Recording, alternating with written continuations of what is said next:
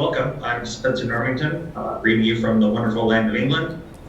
I'm an EDD candidate and an elementary school teacher.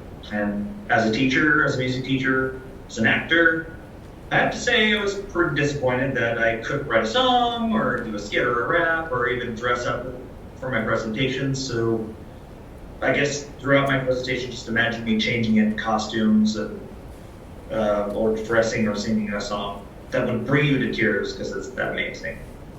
Although more seriously, I'm going to spend this time to discuss basically 3 years of work in 3 minutes, so I'm going to do my best.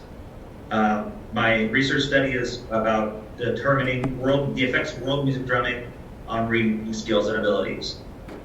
The reasoning for this primarily is research that I had done reading, which determined that students, some students who had tricky parts of reading didn't have a certain part of their brain that would activate, which is called temporal processing. Basically, it means that their brains buffer for a very, very long time until they can understand a certain task, and that has to do with reading.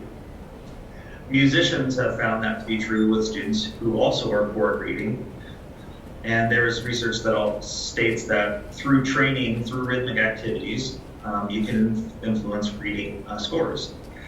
And so I was determined to see if world music drumming could do that. This is based off of Gardner's theories, basically, of multiple intelligence. Can you show student learning through other ways? There was a mixed method exploratory study, which was evaluating the impact of world music drumming, which is a curriculum on reading fluency on students in the inland Northwest.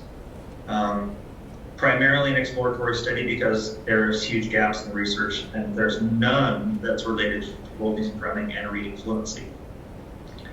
My process was essentially to gather these students, and we had a summer camp. We did a pre and post test, and I had an observation. I had parents' surveys and teacher breakdown because I was not teaching to determine if there was any improvements. Mixed method, so I had the quantitative portion, and I also had the qualitative portion. Qualitative portion was all those surveys, and the quantitative service was the actually calculated the factors. We completed the project this summer. I'm in the process of analyzing the data, and it seems to match a lot of the research that is already out there regarding music. But right now we have of the students that I have calculated, we have 41% growth in fluency, 2% growth in fluency, 52% growth in fluency, 1,800% growth in fluency, 65% growth in fluency. Needless to say, it's been good. And I believe that's my 3 minutes.